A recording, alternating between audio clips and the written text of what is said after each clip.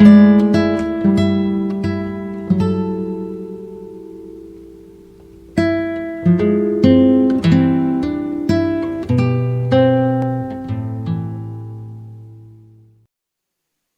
e paz, irmãos. Que alegria poder ser instrumento nas mãos do Senhor mais uma vez para falar ao seu coração. O coração está aberto para receber a palavra do Senhor? Amém? Olha, coisa mais difícil para o homem é ter o coração quebrantado diante de Deus. Pode parecer estranho falar isso aqui para vocês, mas o coração do homem nunca está disposto a se envolver com as coisas de Deus ou com uma pessoa dele. O coração humano é altamente idólatra, ególatra. Sabe o que é egolatria? O autoendeusamento. O homem pensa em si mesmo. O homem adora a si mesmo. Por isso que eu pergunto, seu coração está aberto para acolher a palavra de Deus? Aquilo que Deus tem preparado para você nesta noite? Porque eu não vim aqui fazer um discurso, tampouco pregar só um sermão. Pregar sermão, sabe, aquela coisa bem concatenada, bem estruturada. Não, eu orei, eu pensei sobre a palavra de Deus e busquei no Senhor a instrução de uma mensagem para falar ao coração do seu povo reunido nesta noite.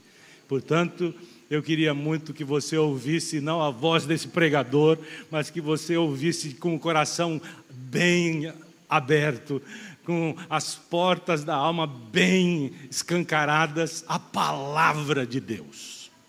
A palavra de Deus, porque é a palavra de Deus que vai fazer sentido para a sua vida, é a palavra de Deus que vai transformar a sua história, é a palavra de Deus que vai revelar a riqueza e a beleza de Cristo a você, é a palavra de Deus que vai trazer o frescor do céu para as realidades às vezes tão duras, cruentas aqui da terra, que nós temos que enfrentar. É a palavra de Deus. E é na palavra de Deus que nós encontramos tudo isso. Portanto, que essa palavra reine em nossa vida nesta hora. E que ela alcance os lugares que só você conhece. E só você compreende que necessita de Deus. Há alguma coisa em você que precisa de Deus. Que a palavra o alcance. Vamos curvar novamente a nossa cabeça e vamos falar com o Senhor. Senhor, nós estamos diante de Ti, já cantamos louvores ao Teu nome, exaltamos a pessoa do nosso amado Cristo, lemos a Escritura e nos deleitamos, ó Deus, com a Tua palavra meditada, recitada nesta noite, durante o ato litúrgico. E agora, Senhor, separamos o nosso coração e nos voltamos inteiramente para ouvir a Tua voz. Pedimos, ó Deus, pela mediação de Cristo e na força iluminadora do Teu Espírito, que Tu nos alcances mais uma vez e que possamos, ó Deus, ficar cheios da Tua presença e agradecidos por causa da Tua palavra que muda e molda a nossa história nesse mundo. Ajuda-nos então, Senhor, cativa a nossa mente e coração e que tudo em nós esteja voltado à Tua presença nesta hora e à Tua palavra. Em nome de Jesus, para a glória de Jesus. Amém. Abra sua Bíblia, por favor, na Epístola de Tiago. Tiago, no capítulo 4. Epístola de Tiago. Como ele disse, servo de Deus e do Senhor Jesus Cristo. Servo de Deus e do Senhor Jesus Cristo. Nós sabemos que Tiago era irmão de Jesus, o irmão, meio-irmão de Jesus, né? E ele agora se denomina servo de Deus e do Senhor Jesus Cristo. Eu fico pensando que transformação, né? No início da vida ministerial de Jesus, nem a família acreditava nele, nem os seus irmãos. Mas cremos, foram alcançados pela graça de Deus, né?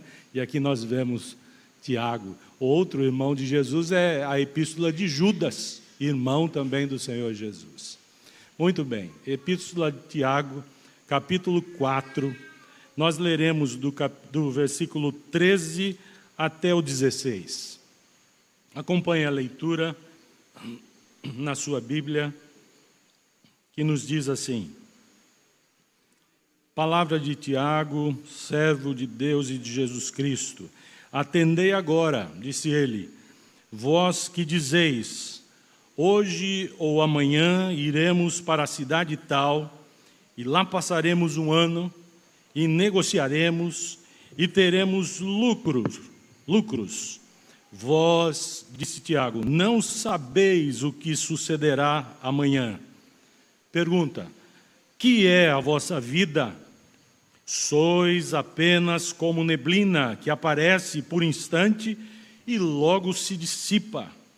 Em vez disso, devias dizer, se o Senhor quiser, não só viveremos, como também faremos isto ou aquilo. Agora, entretanto, vos jactais das vossas arrogantes pretensões. Toda jactância semelhante a essa é maligna. Você pode ler o versículo 15 novamente comigo? Vamos ler? Disse ele, em vez disso, devíeis dizer, se o Senhor quiser, não só viveremos, como também faremos isto ou aquilo. Palavra de Deus ao nosso coração. Irmãos, eu creio que uma das coisas mais difíceis na vida cristã talvez seja manter a nossa conduta alinhada com os princípios e com os ensinos, com os valores, com a mensagem, a verdade da palavra de Deus. Talvez uma das coisas mais difíceis para mim e para você, como crentes em Jesus Cristo, seja exatamente manter a conduta alinhada, em harmonia, em equilíbrio, com os princípios e com os ensinos da palavra de Deus. Princípios e ensinos esses que um dia, quando nós fomos, por exemplo, recebidos em pública profissão de fé como membros da igreja, nós proclamamos com a boca, dizendo que nós amamos esses princípios, esses valores, esses ensinos. A palavra de Deus para nós é regra única de fé e prática. Nós afirmamos que amamos essas coisas, amamos a palavra de Deus, amamos o nosso Deus, amamos a vida cristã, amamos a obra que ela realiza no mundo, na vida humana, na nossa história, amamos tudo isso.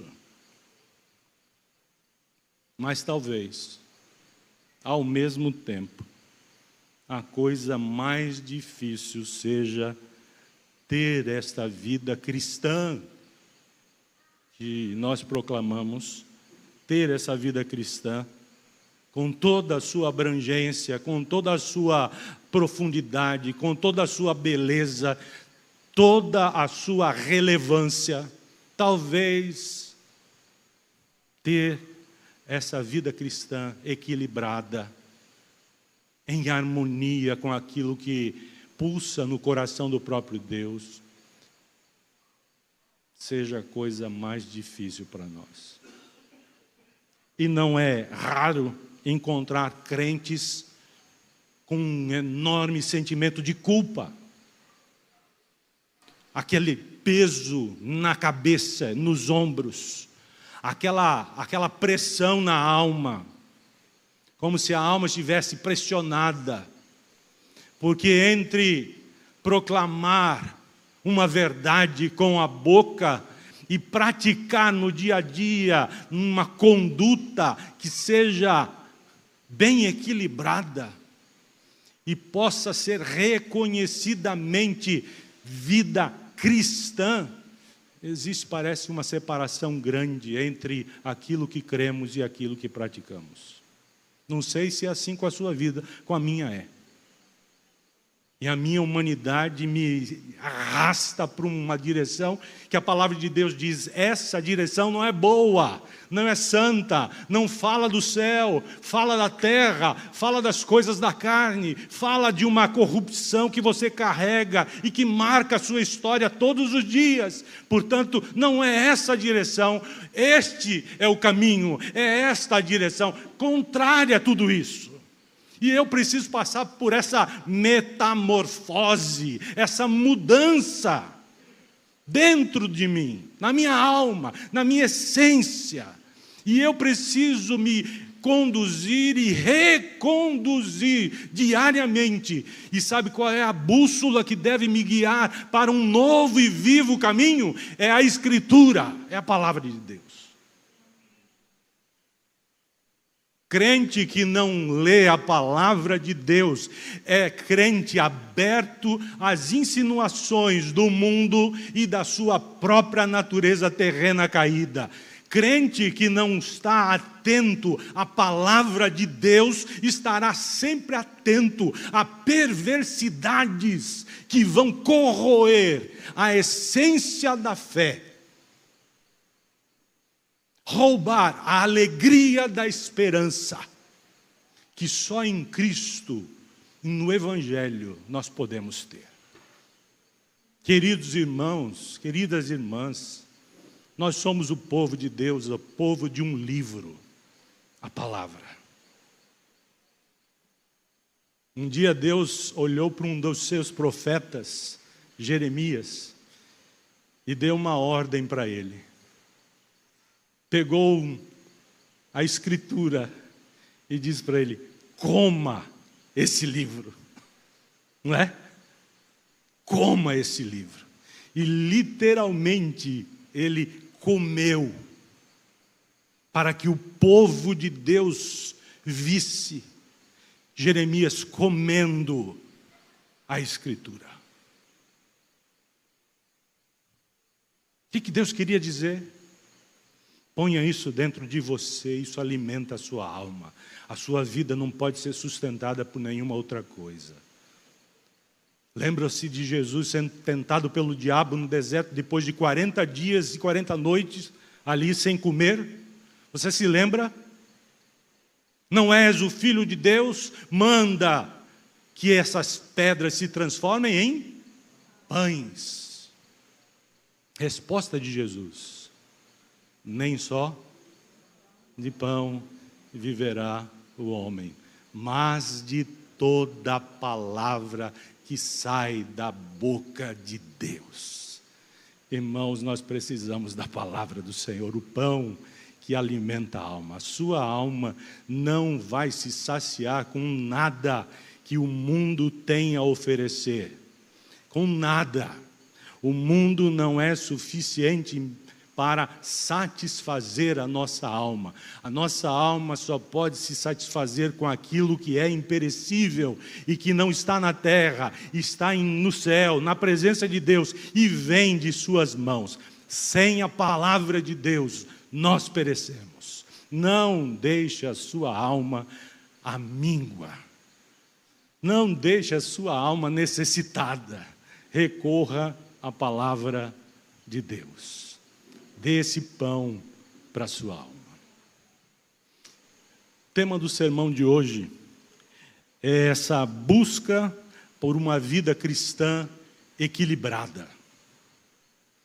Essa busca por uma vida cristã equilibrada. A coisa mais difícil é o equilíbrio entre o que nós conhecemos e a nossa conduta.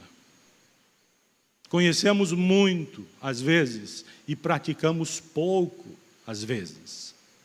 Precisamos desse equilíbrio. Precisamos de um equilíbrio. Vivemos num país que está experimentando uma espécie de esquizofrenia religiosa.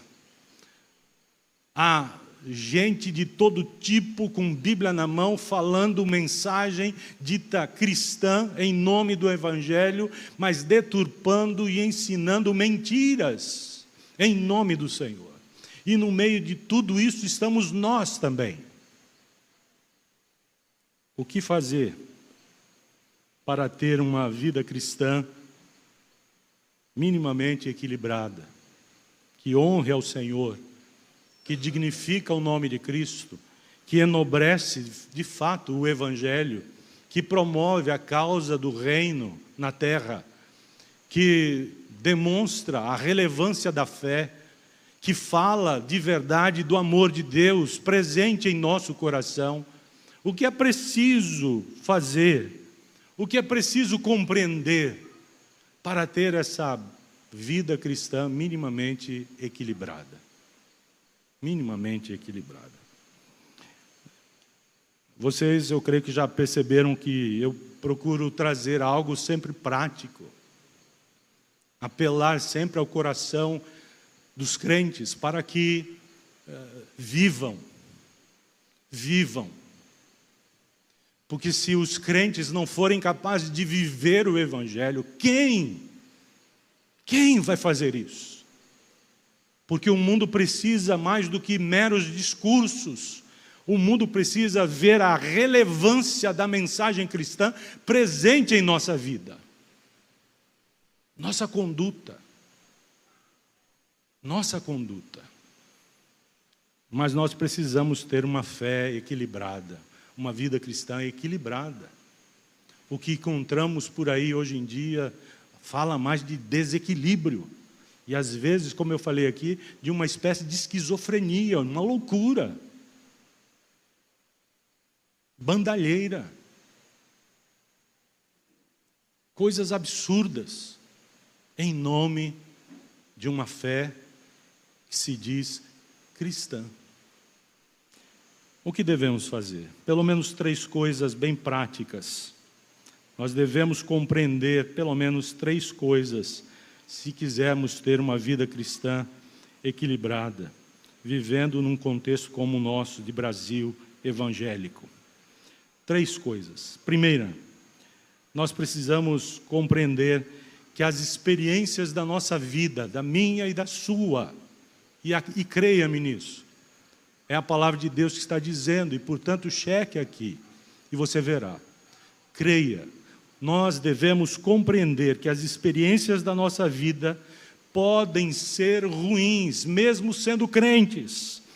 Todas as experiências da nossa vida, elas vão variar. E as experiências da nossa vida, portanto, podem ser ruins, e os nossos planos, por melhores que forem, podem fracassar.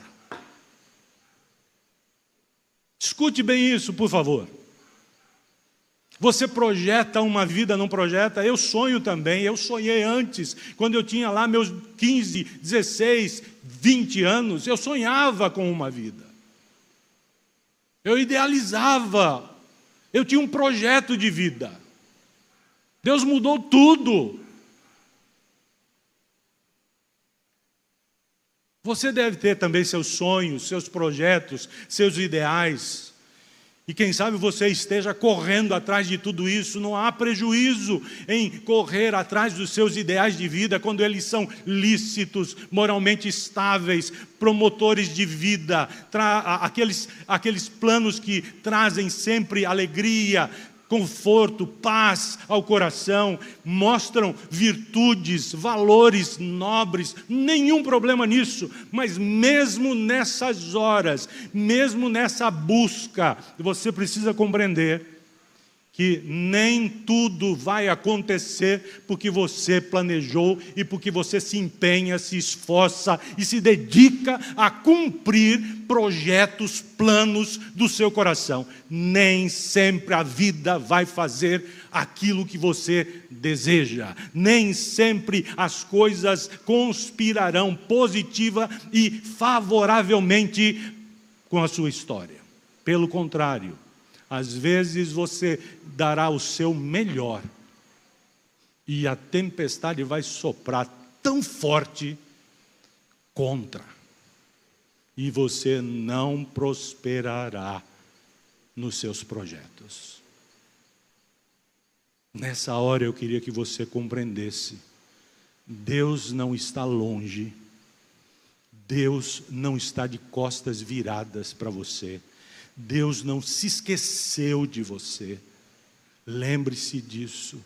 Deus está no meio de tudo isso, e Ele está mais do que presente apenas, Ele está no controle de cada coisa.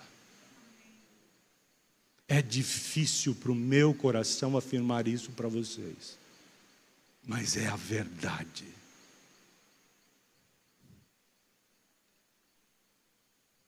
Atendei agora, vós que dizeis: hoje, amanhã, iremos para a cidade tal, lá passaremos um ano, negociaremos. Há um projeto, está vendo aí? Negociaremos, teremos lucros. Nós vamos mudar a nossa vida, a rotina, a cadência, o ritmo. Nós vamos mudar tudo, mas para melhor. Nós vamos empreender, nós vamos negociar. Nós temos habilidades, nós temos capacidades, nós temos recursos, nós temos produto para ser negociado, nós temos tudo. Nós temos um tempo para fazer isso, nós temos um prazo estabelecido, nada vai acontecer fora disso. A cidade é boa, o lugar é bom, o negócio é próspero, tudo vai dar certo. Um ano teremos lucros. Conclusão é essa. Essa é a leitura do coração humano, cheio de ideal, de esperança, de propósito. E não há nada de errado nisso aqui, há? Nada. O erro não está aqui. Mas veja o versículo seguinte. A palavra de Deus é: vós, olha aí para a Bíblia, vós, versículo 14.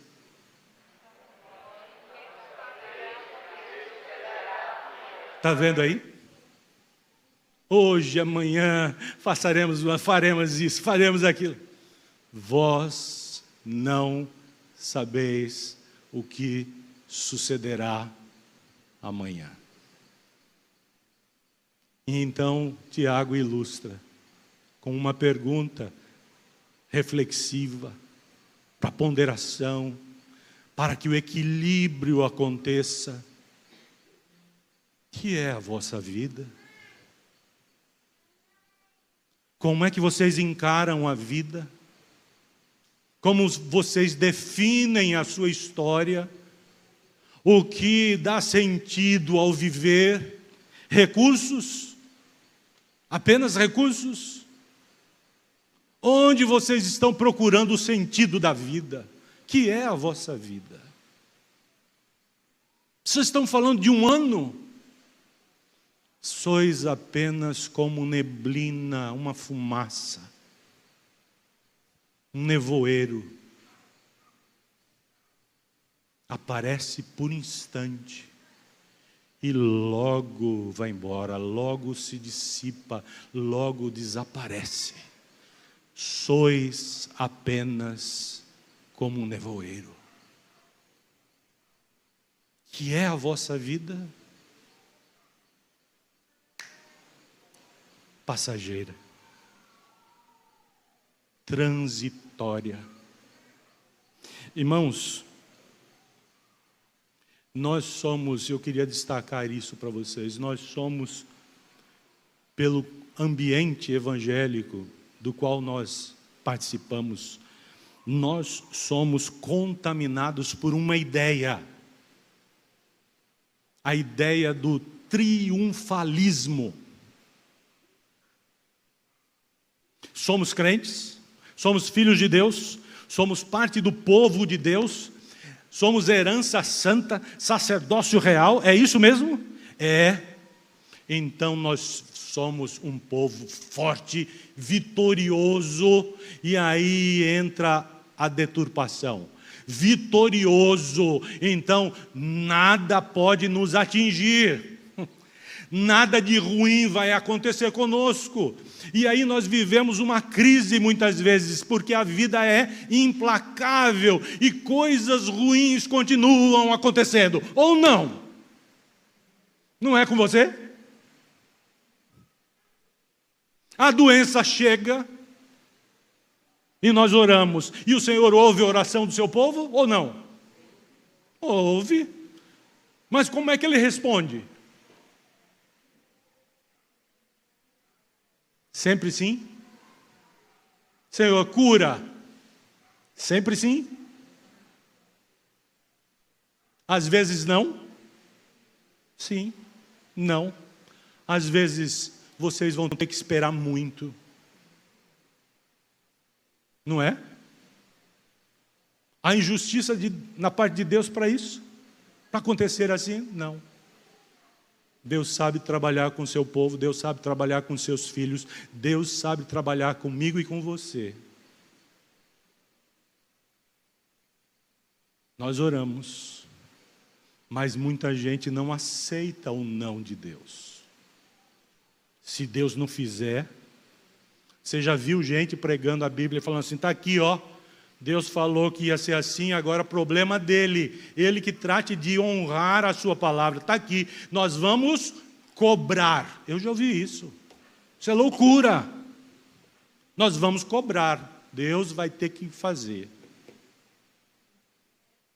Nós estamos vivendo num contexto triunfalista, em que o crente não pode ficar doente, o crente tem sempre que prosperar, não pode ter dificuldade, não pode ter contrariedade, o crente pode tudo que ele fizer, ele pode ordenar, ele pode usar a Deus e manipulá-lo segundo a sua vontade, porque o crente tem que ser satisfeito em tudo, e Deus é um servo que deve correr atrás do coração humano, realizando tudo o que o coração humano deseja e ordena.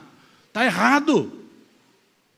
Isso não vem da palavra do Senhor, isso não é cristianismo, isso não é herança de fé, isso não é postura de gente que se diz convertida. Meus irmãos, as experiências da nossa vida podem ser ruins e nós vamos continuar sendo servos do Senhor, filhos do Altíssimo, e nossos planos podem fracassar. Qual é a lição que eu queria que você entendesse aqui à luz de Tiago, versículos 13 e 14? Quais as lições que eu queria que você guardasse aqui desses dois versículos?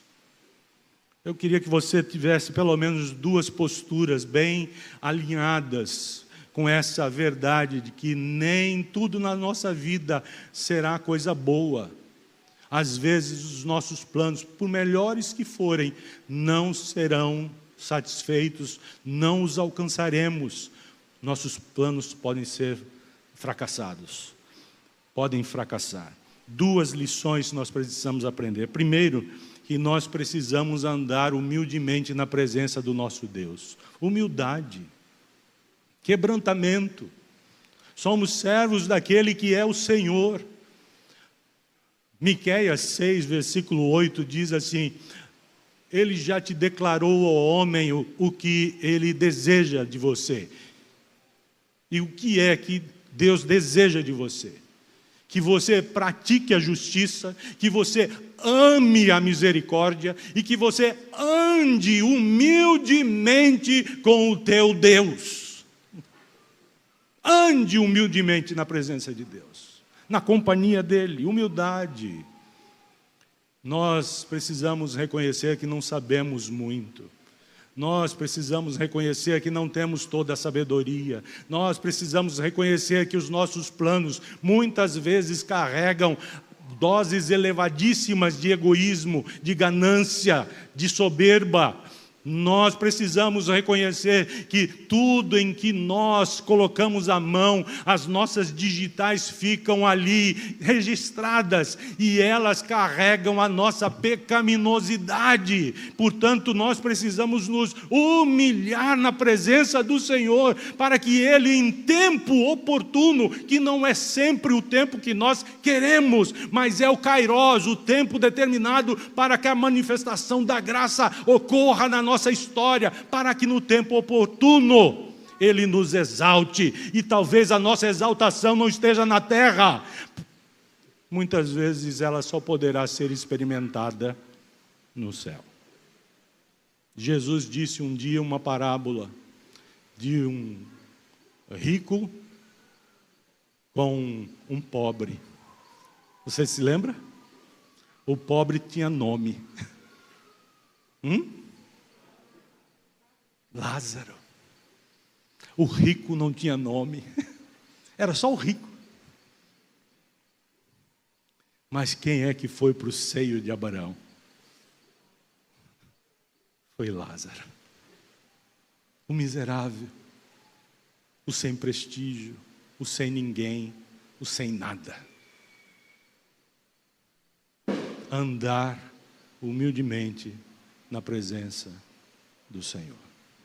Isso não quer dizer que nós não podemos planejar, que nós não podemos almejar, ter ideais nobres. Por favor, não é isso que eu estou dizendo. Eu estou dizendo que nós não podemos ser picados pelo germe danoso do triunfalismo, que gera dentro do coração humano uma ganância maligna, revestida de uma roupagem religiosa, mas que não tem nada de cristianismo, nada de Deus, nada de evangelho, nada de fé. É coisa da natureza humana caída. Portanto, que os nossos sonhos, ideais e planos sejam construídos à luz da palavra de Deus e da presença de Cristo, aos pés do Senhor, humildemente buscando nele o direcionamento, buscando nele a força, buscando nele o suprimento, buscando nele o direcionamento, buscando nele a ordenação. Senhor, ordena, e nós iremos, e nós faremos. Ordena, Senhor, a tua vontade deve reinar suprema sobre nós. Humildade, humilhar-se na presença do Senhor. Humilhar-se na presença do Senhor. Segunda coisa, como lição para a nossa vida, precisamos ter uma fé paciente. Às vezes, Deus não está dizendo não, mas Ele está dizendo, confie em mim. Espere em mim. Ande comigo, vamos juntos. Fé paciente, para não se desesperar diante das turbulências, das variações que chegarão. Vão chegar à sua vida. Não tem jeito, não tem como escapar, não tem como negar. A turbulência vai chegar. Haverá desequilíbrio. E nessa hora você precisa ter uma fé paciente. Fé paciente. Não é a fé triunfalista, eu ordeno, eu decreto, agora nada me abala, nada me atinge. Não, é a fé paciente, que se aquieta aos pés do Senhor e chora na presença dEle, sem falar nada, só chora. Porque o Senhor sabe ler as entrelinhas da minha alma.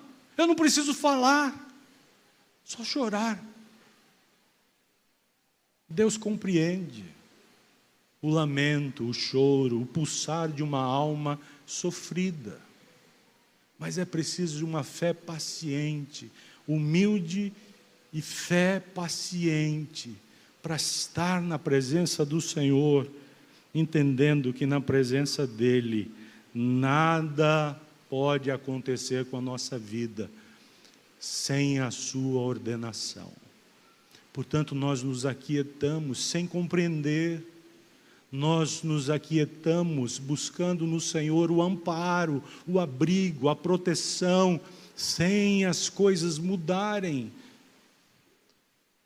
A dor é lancinante lá dentro, vai lá no profundo da alma, atinge a essência do que somos, mas nós não entendemos, mas nos aquietamos no Senhor. E não fazemos como muitos. Como é que está a sua vida? Só vitória, irmão. Que vitória é essa? Só vitória. E posta no Instagram, coisa linda, né? Tudo mentira. Muitas vezes, tudo mentira.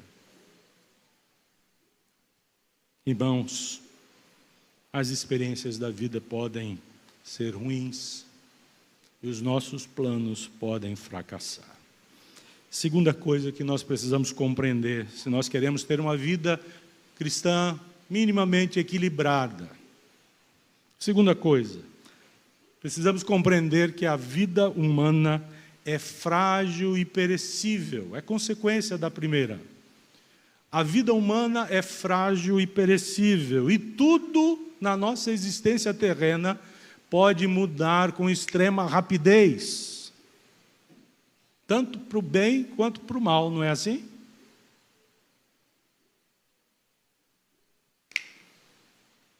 Tudo muda. A vida é preciosa.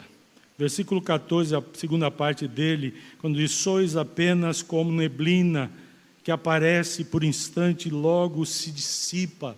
Mudança, fragilidade. Parece uma coisa tão forte, mas não é nada.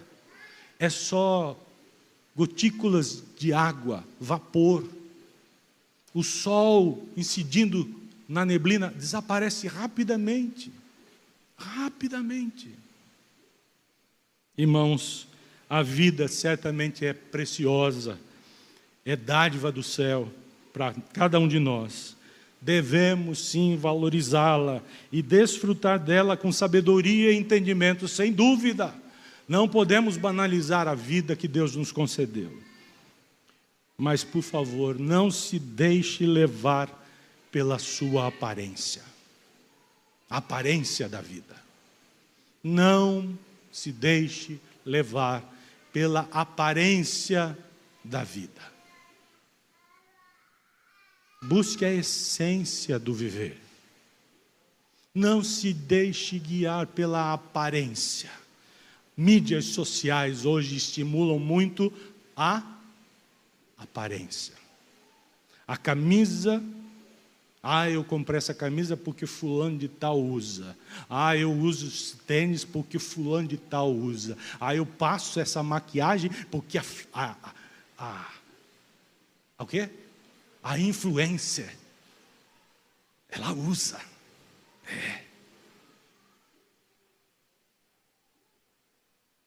Você sabe o que eu estou querendo dizer, né? Como nós somos influenciados por essas insinuações. Faça isso, viva assim, compre isso, use isto, coma isto, passe as férias aqui, ali, assim, assado. Não se deixe levar pela aparência da vida. E outra coisa, grave isso. Não se apegue demais às coisas deste mundo, como se elas fossem eternas em si mesmas. Sois apenas como neblina que aparece por um instante, logo vai embora, logo desaparece. Não se apegue, ó crente, demasiadamente as coisas deste mundo, desta vida terrena, dessa natureza humana que busca se satisfazer com aqui e com agora. Não se apegue àquilo que é transitório, dando a essa coisa transitória um peso de eternidade. Sem isso eu não vivo, sem isso eu não existo, sem isso eu não sou feliz. Isso passa. A vida passa. E como passa rápido. E como passa rápido.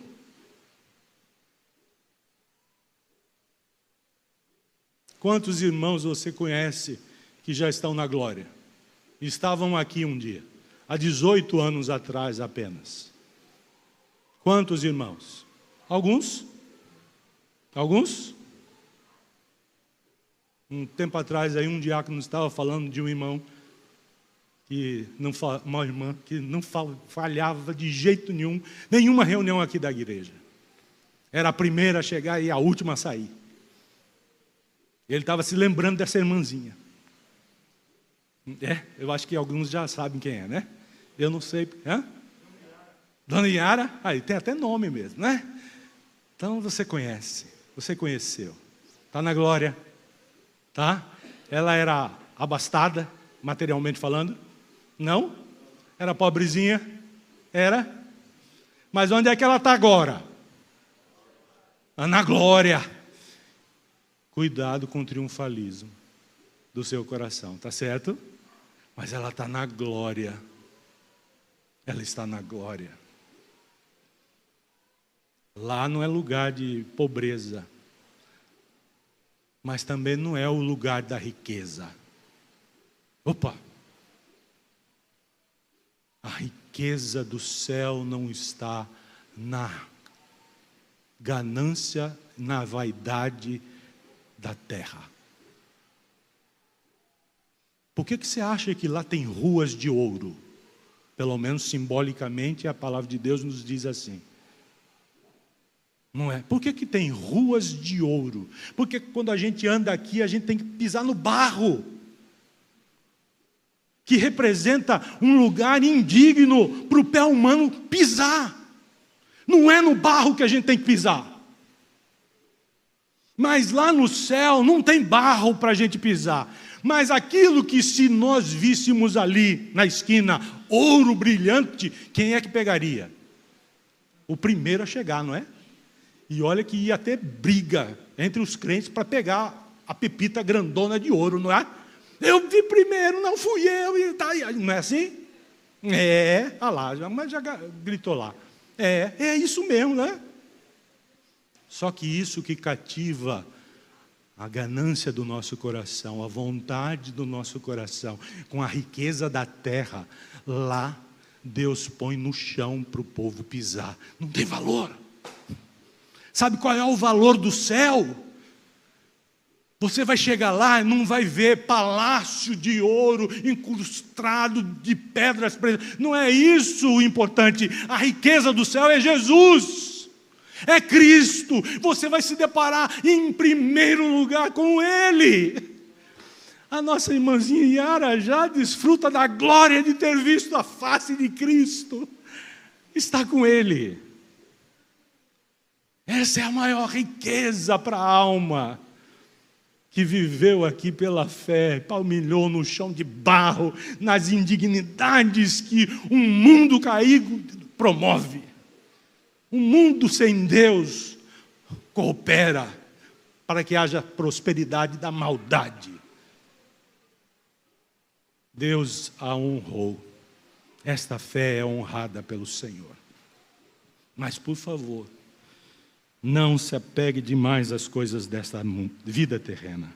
Não atribua um peso de eternidade àquilo que é passageiro e transitório. Lembre-se de Jesus Cristo. Você não foi feito para esta vida apenas. Aqui você está de passagem. Lembre-se de Jesus, não se turbe o vosso coração. João 14, de 1 a 3. Não se turbe o vosso coração. Credes em Deus, crede também em mim, disse Jesus. Na casa de meu Pai há muitas moradas. Se assim não fora, eu vou-lo teria dito. Mas vou preparar-vos lugar. E quando eu for e vos preparar lugar, voltarei para vós mesmos e vos receberei para mim mesmo. Credes em Deus, crede também em mim. Irmãos, vivamos para a glória do Senhor. Vivamos para amar o nosso Deus, mais do que as coisas desta vida. Você não deve viver apenas para este mundo. Tem pais querendo educar seus filhos para este mundo. Só para isso. Muito bem, se você fizer isso, você vai ter filhos incrédulos, talvez. Porque o mundo não fomenta a espiritualidade, a santidade, pelo contrário, abomina o que é santo. Não crie filhos para esse mundo, crie filhos para a glória de Deus. Viva para a glória de Deus. Não viva para a terra, viva para as realidades do céu. Não viva só na terra caída. Viva na presença de Deus, no meio dessa terra caída. Traga para perto de você a presença de Jesus. Ao sair daqui, não se esqueça, você não sairá da presença de Deus. Você não deixará a presença de Deus. Viva diante da face de Jesus Cristo. Viva em sua presença, em sua companhia, cada dia.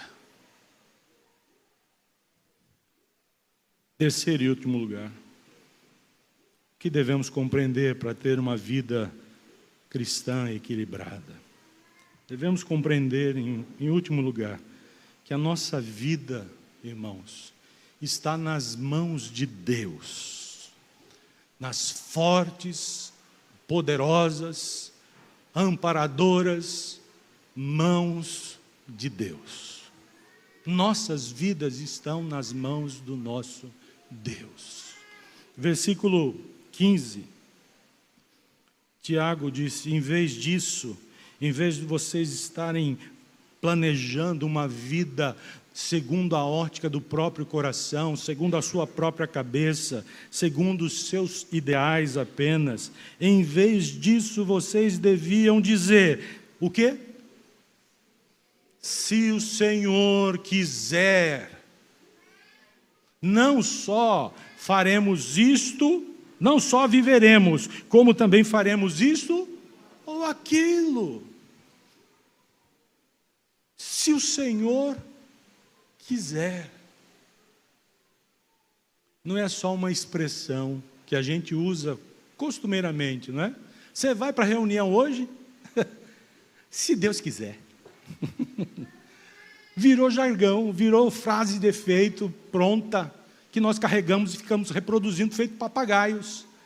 Não é isso que Tiago estava pensando. Ele estava dizendo, em vez de você deixar o coração vagar solitariamente, buscando os caminhos que ele tanto apetece, tanto deseja, em vez de você deixar o seu coração solto, conduza o coração à presença de Deus e pergunte para Ele, Senhor, estamos planejando isso aqui, fazendo isso aqui, o que o Senhor pensa disso? Quero casar, Senhor. Olha, eu quero casar assim, assim, assim, assim. O que o Senhor pensa disso? Senhor, já casei. E olha, essa mulher que o Senhor me deu é uma maravilha. Pensamos em ter filhos, Senhor. O que o Senhor pensa disso? Que crente faz essa pergunta para Deus? Senhor, nós queremos ter 10 filhos. Você já viu alguém fazer isso? Pensar isso? Não, mas eu já vi muito crente falando assim, eu quero ter um e olhe lá. E hoje em dia está muito frequente no meio cristão, casais dizerem assim, não queremos filhos. Quando o evangelho é deturpado, não há limites para os desvarios, as loucuras do coração humano. Mesmo dentro da igreja, mesmo em nome da fé, mesmo com Bíblia na mão, mesmo com o rótulo Igreja Reformada. Cuidado. Cuidado. A nossa vida está nas mãos de Deus. Pergunte ao Senhor o que Ele quer da sua história, porque Ele tem um plano. Tem crente que acha que por orar ele pode mudar a vontade de Deus. Pode? Não pode. Afirmamos que Deus é soberano. E depois cremos que, olha, vamos orar. Porque se nós orarmos, Deus vai mudar. Não muda, Ele tem um plano. Mas a oração muda. Quem? Se não muda Deus, me muda. Se não muda o coração de Deus, muda o meu coração.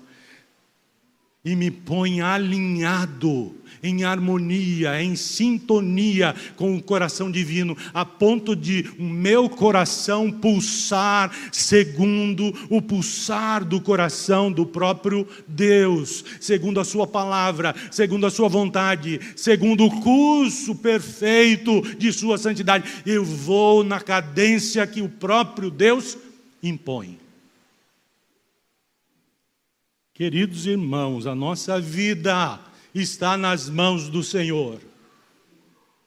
A sua vida está nas mãos do Senhor. Amém? A nossa vida está nas mãos de Deus, que é soberano sobre todas as coisas. Ele é o dono da história humana, dos crentes e dos descrentes, dos crentes e dos ateus. Não importa.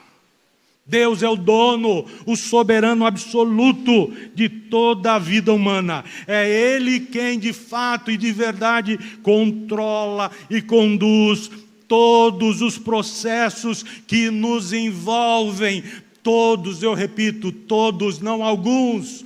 Todos os processos que nos envolvem. Processos bons, favoráveis, deliciosos, que trazem uma bem-aventurança para a nossa vida. Sim, Ele está presente nesses processos, mas também está naqueles processos que causam tristeza, desagrada, abate, tira o sono, desalenta. Faz a alma suspirar, não aliviada, mas atribulada. Deus também está no controle desses processos. E diante desses processos, meu irmão, por favor, não os negue. Não diga, não dói, não é nada, não é comigo, porque eu sou filho do rei. Eu sou uma serva de Cristo. Não, isso não é para mim. Não diga isso. Dói, machuca. Mas a sua vida está nas mãos do Deus Todo-Poderoso. Deus tem um plano para você. Nas horas boas e ruins, Ele estará. Não negue. Lembre-se da necessidade da humildade. Quebrante-se diante do Senhor. Espere nele. Volte-se para Ele. Não volte-se contra Ele. Volte-se para o Senhor. Ele está com a sua vida em suas próprias mãos. E as mãos do Senhor são poderosas. Ele tem todo o poder, toda a capacidade para mudar o que Ele quiser. Mas principalmente, Ele não está interessado nas circunstâncias, mas na essência do seu viver. Ele pode mudar as circunstâncias, mas muito mais interessado Ele está em mudar a essência da sua vida. Quem você é? Quem você é? Lembre-se disso. Compreenda essas 3 coisas. A vida pode ficar ruim. Os planos podem naufragar. Sim, a vida é assim. A vida é frágil, é perecível, transitória. Tudo é passageiro. Não se apegue demais às coisas daqui. Não trate as coisas dessa vida como se fossem o suprassumo de tudo. Lembre-se da palavra de Deus. 1 de João, capítulo 2. O apóstolo João disse lá: filhinhos, não ameis o mundo, nem as coisas que há no mundo, porque o mundo passa, bem como todos os seus desejos ilícitos, todas as suas concupiscências. Tudo vai passar. Não se apegue demais e lembre-se, nossa vida está nas mãos do nosso Deus. E Ele pode todas as coisas, porque Ele é Rei soberano sobre tudo e sobre todos. E Ele está cuidando de você. 3 coisas para você fazer a partir de agora, então. Se você entende que isso é palavra de Deus para o seu coração. 3 coisas. Primeira, viva pela fé no Deus que concede ao seu coração a capacidade de reagir de maneira positiva ao apelo de sua graça. Fé. Comece a viver pela fé, de verdade, não aquela triunfalista. Eu ordeno, eu decreto, eu vou orar aqui, tudo vai acontecer. Cuidado, você vai ficar decepcionado e frustrado. Isso é terrível na caminhada cristã e no relacionamento com Deus. Você vai começar a usar máscara, a ser um dissimulado, uma pessoa falsa, hipócrita, como Jesus falou para os religiosos do seu tempo. Cuidado para que isso não o apanhe. Viva pela fé.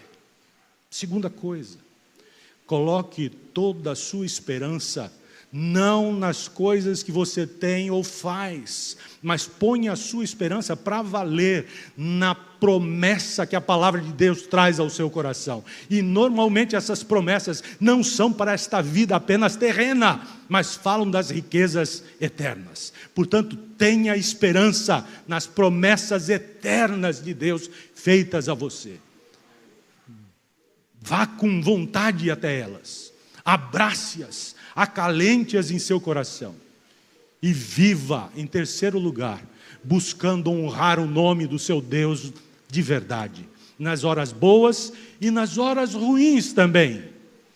Viva para a glória de Deus. Viver para a glória de Deus é dizer: Deus vale mais para mim do que todas as demais coisas que este mundo tem a oferecer. Meu Deus vale mais. Portanto, tudo que eu sou, tudo que eu tenho, tudo que eu faço, é para que Ele seja engrandecido.